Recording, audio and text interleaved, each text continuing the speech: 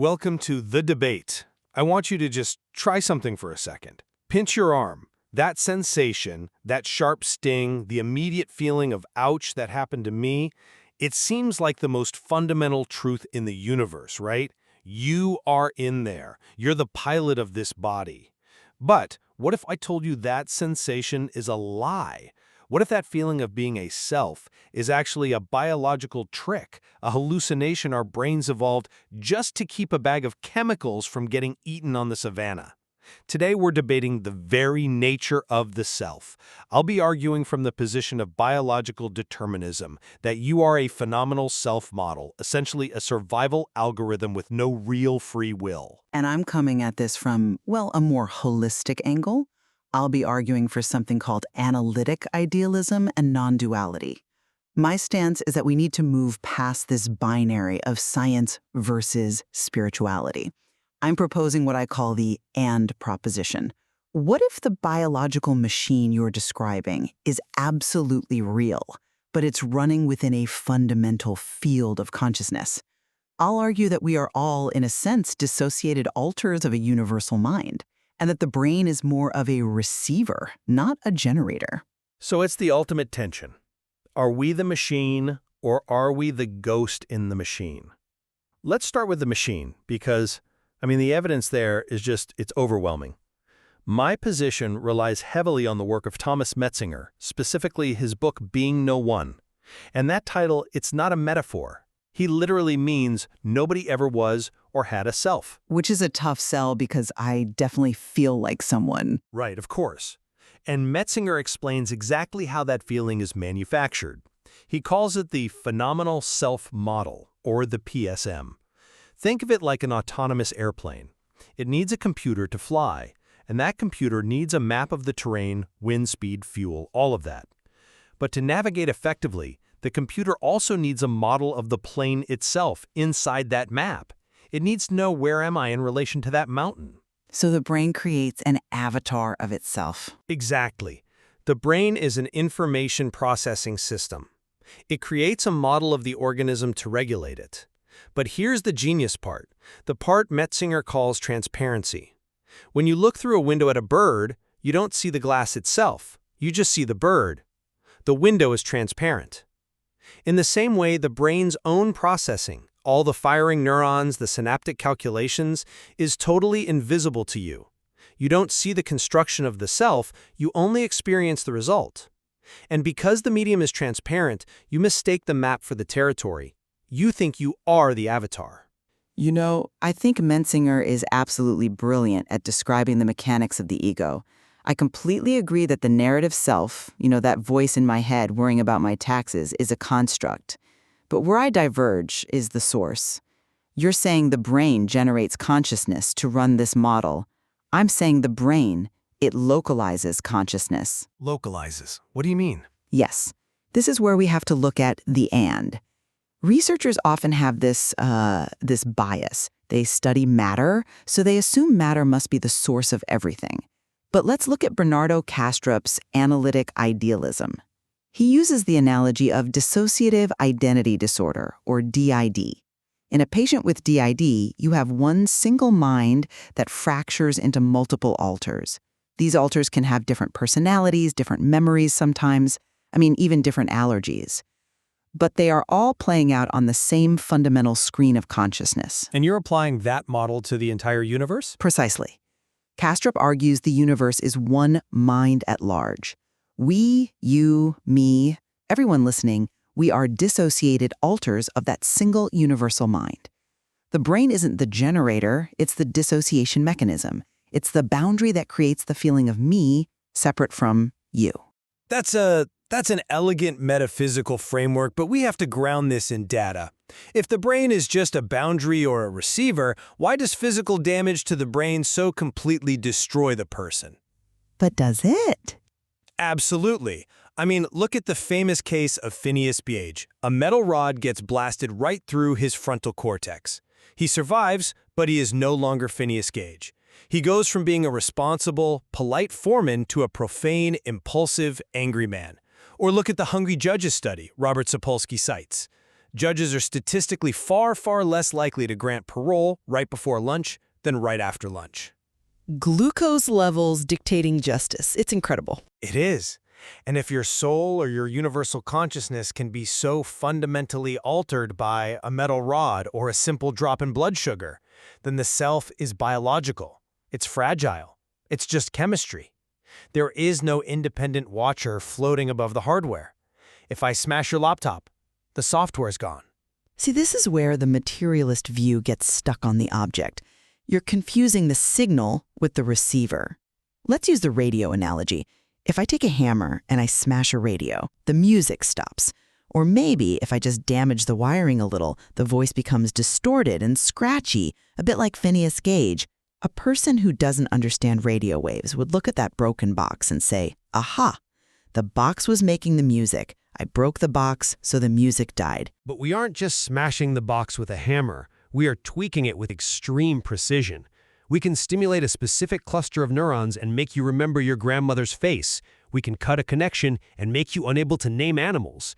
That strongly implies the music is stored on the hard drive, not coming from some cosmic broadcast. Not necessarily. The brain is the dashboard for the avatar. So of course, if you mess with the dashboard, the avatar acts differently.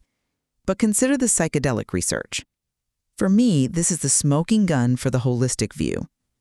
Materialism says, basically, brain activity equals experience. So more firing neurons should equal more conscious experience. Correct. That's the assumption. But studies on psilocybin, for instance, show the exact opposite. When people report the most intense, hyper-real, mystical experiences of their lives, experiences that feel by their own account more real than this conversation, the activity in their brain's default mode network actually drops. Blood flow decreases, the brain goes quiet. Right, I know the studies. The default mode network is the seat of the autobiographical self. It's the I maker. Exactly. So if the brain generates consciousness, shutting down the I maker should result in, well, a blackout. Instead, it results in a massive expansion of consciousness. This perfectly supports the idea that the brain is a reducing valve.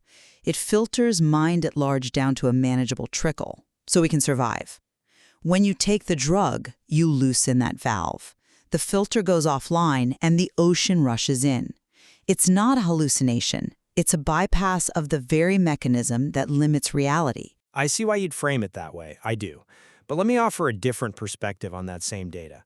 The default mode network is at its core a prediction engine. Its job is to keep your reality stable and predictable. When you suppress it, the brain loses its ability to categorize sensory input. So what you call mind at large rushing in, I would call unconstrained system noise. The brain is just frantic, trying to make sense of raw data without its usual filters. It's not seeing a deeper truth. It's a system crash that feels profound because the internal critic has finally been silenced. But that noise carries a remarkably consistent quality of oneness and connection across cultures, across centuries. That's a very organized crash. But okay, let's pivot to the implications of your machine argument. If we're just biology, what happens to agency, to free will? Agency goes out the window, and this is the hardest pill for people to swallow, but Robert Sapolsky's arguments in Determined are, to me, ironclad. We are turtles all the way down. Okay, walk us through the turtles. Right, so take a simple action. You pull a trigger on a gun. Why? Because your amygdala fired milliseconds before. Okay, why did it fire? Because a sensory input triggered it. Why was that input interpreted as a threat? Because your stress hormones were high from a bad night's sleep. Why were you stressed? Because of chronic socioeconomic pressure. Why do you handle pressure that way? Because of the epigenetic effects of your ancestors' trauma from centuries ago. The causal chain just stretches back to the Big Bang. Exactly. There is no gap. There is no point in that chain where a magical free will can step in and say, no, I choose differently. Even your ability to have grit or self-control is just the result of having a well-formed prefrontal cortex, which is pure biological luck. You didn't choose your parents, you didn't choose your genes, and you didn't choose the environment that shaped your brain. So this self that claims credit for all your achievements, it's just a PR spokesman for a deterministic machine. You know, I actually agree with Sapolsky about 90% of the way. The idea that I, this separate little dissenter sitting here, am the author of my thoughts, that's an illusion. Zen philosophy has said this for thousands of years: action without an actor. So you concede we are biological robots? I concede the avatar is a robot. But here's the end again.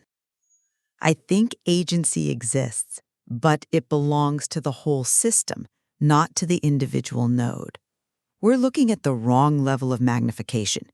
You view the human being as an isolated biological unit, but look at the data on social contagion from Christakis and Fowler. Ah, the obesity and happiness studies? Yes, they found that if your friend's friend's friend, someone you've never even met, becomes happy, you are statistically more likely to become happy. If they gain weight, you are more likely to gain weight. We are constantly rippling through each other. That is fascinating data, but I interpret that as environmental determinism. My environment isn't just trees and weather, it's other people. So if my social network adopts a new behavior, that's just a powerful sensory input that changes my neurobiology. It's still mechanics, it's just macro-mechanics. But it blurs the line, doesn't it? If my dopamine levels are being regulated by a stranger 3 degrees of separation away, where do I end and they begin? The materialist model tries to draw this hard, solid circle around the individual. The holistic model says the circle is the actual illusion. We are a porous web. We are homo constellatus, a constellated humanity. The biology itself confirms the connection. The biology confirms we're sensitive to inputs, but let's get back to the nature of the reality we're navigating. You mentioned Donald Hoffman earlier. His interface theory seems to support my side that what we see simply isn't real.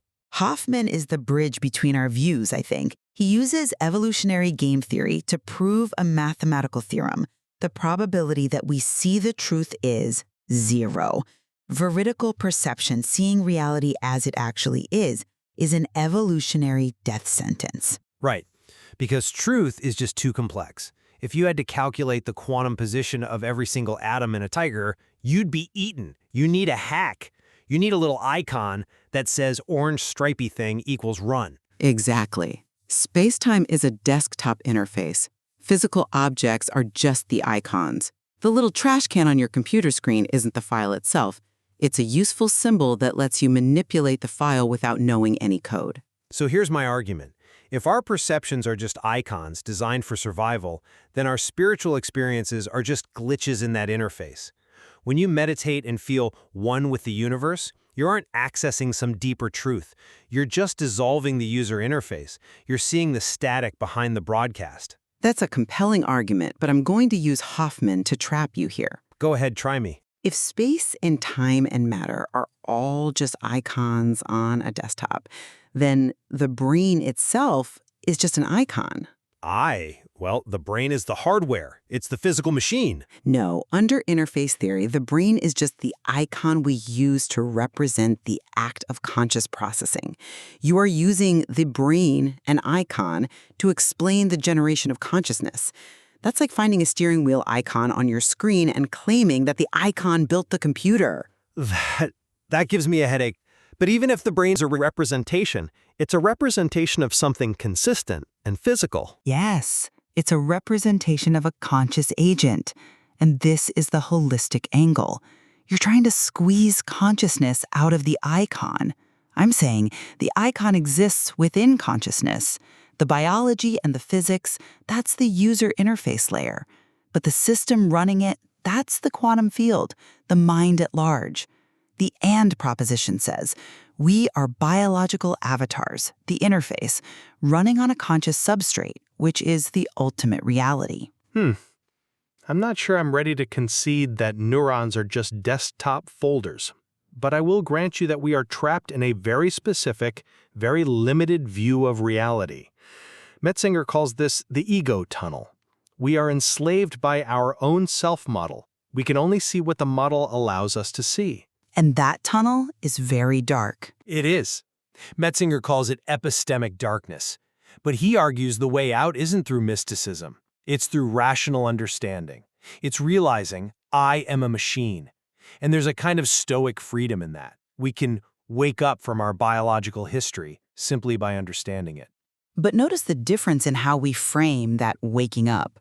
For the materialist, waking up is a subtraction. It's being no one. It's realizing the self is a void. For the holistic thinker, waking up is being everyone. It's realizing the tunnel was just blocking the view of the sky. But isn't being everyone just a comfort blanket, a nice story to avoid the terrifying nihilism of being a temporary biological accident? Not at all. It's the logical conclusion of the and. If the separation is the trick, which you agree it is, and the connection is the reality, which the social data suggests, then being everyone is simply what's true. And ethically, that changes everything. Let's talk about those ethics, because I think the materialist view, as bleak as it might sound, actually leads to a much more profound form of compassion. How do you get compassion from a meat robot? Because if we are robots, we aren't evil. Sapolsky makes this point beautifully. If a man commits a violent crime and we find out he has a massive tumor pressing on his amygdala, we don't say he's bad. We say he's broken. We fix him or we contain him, but we don't hate him. True. Well, Sapolsky's argument is that everything is the tumor. The childhood abuse, the lead poisoning in the water, the genetic predisposition to aggression. It's all biological bad luck. No one deserves their biology. No one deserves to be smart or kind or hardworking. Those are just well-functioning algorithms. This view completely dismantles hatred and judgment. You can't hate a car for having bad brakes. It is fascinating that we arrive at the exact same destination from opposite sides of the map. You find compassion by realizing the doer is a helpless machine. I find compassion by realizing the doer is, well, it's me. The golden rule again. But literally, if we are dissociated alters of the same mind at large, then hurting you is quite literally self-harm. It's the left hand cutting the right hand. The illusion of separation is what allows for cruelty. When that illusion dissolves, whether through your biological understanding or my spiritual inquiry, cruelty becomes impossible. I like that synthesis. The real enemy isn't the other perspective. The enemy is the rigid belief in the independent, autonomous, godlike ego. Exactly. The ego is the error code. So where do we land on this? I still maintain that the most parsimonious explanation is that we are biological entities. The brain is a marvel of evolution, and the self is a brilliant user interface that kept us alive. We don't need to postulate a universal mind to explain why we feel special. Biology is special enough. And I maintain that biology is the how, not the what. The materialist view explains the dashboard perfectly. The neurotransmitters, the hormones, all the mechanics. But it completely fails to explain the driver. It fails to explain the hard problem, why any of this feels like anything at all. We are intelligence, a quantum field, and biology, all at once. Temporal physics playing out within an eternal field. The and. The and. We are homo stencilatus.